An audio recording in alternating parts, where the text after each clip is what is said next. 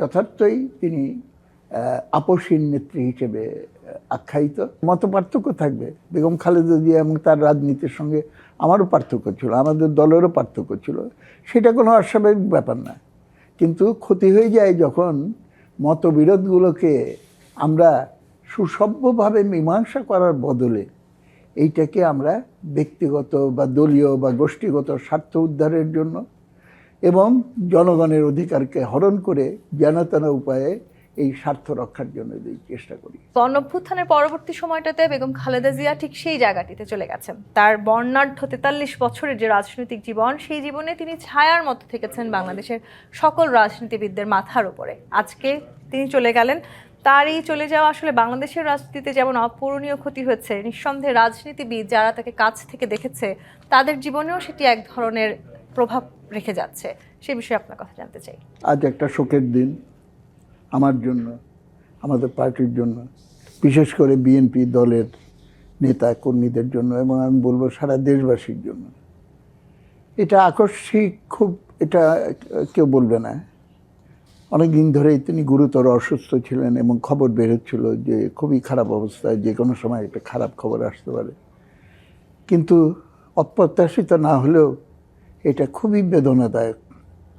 আমাদের খালেদা জিয়া চিরবিদায় নিয়েছেন। এটার ভেতর দিয়ে একটা জীবনের সমাপ্তি হলো, শুধু এইটুকুই নয়, আমাদের রাজনীতিতে একটা নতুন এবং ফিরে আসা গ্রাহকদের জন্য নগদে চলছে ক্যাশব্যাক সহ প্রতিদিন হাজারো উপহার জেতার সুযোগ। হবে আশা আর ফেরা সারপ্রাইজ সেরা। গুরুত্বপূর্ণ অধ্যায়ের যারা রচয়িতা, তাদের ভেতরে অন্যতম নেত্রী বেগম খালেদা জিয়ার জীবন অবসান ঘটল।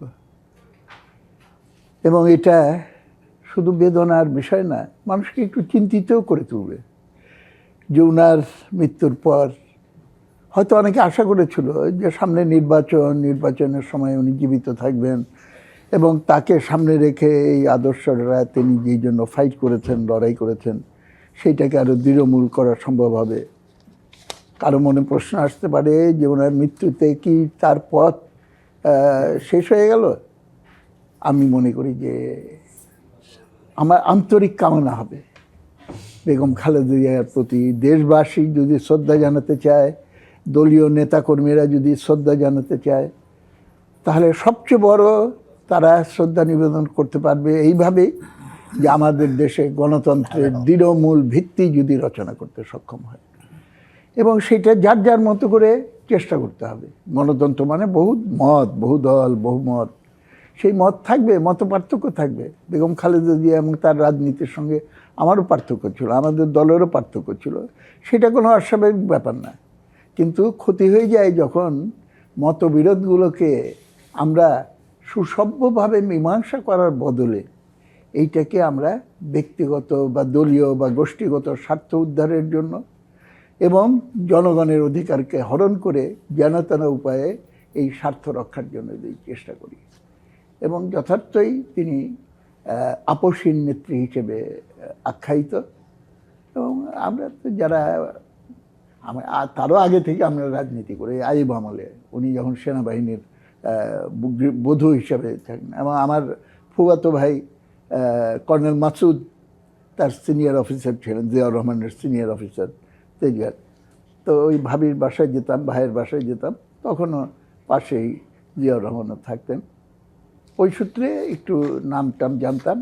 পরে মুক্তিযুদ্ধের পরে কর্নেল মাসুদ তো আর তাকে অ্যারেস্ট করে নিয়ে যায় পাকিস্তানে।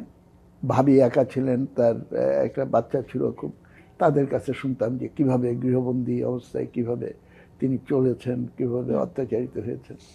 সুতরাং সেইখান থেকে তার ব্যক্তিগত সামনাসামনি পরিচয় হয়নি, পরবর্তীকালে একাত্র অকেশনে, কিন্তু রাজনৈতিক খুব গুরুত্বপূর্ণ মুহূর্তগুলোতে তার সঙ্গে ইন্টারাকশনের আমার সুযোগ হয়েছে, সেগুলো আমার মনে পড়ে। আপনাদের মধ্যে তৈরি হয়েছে।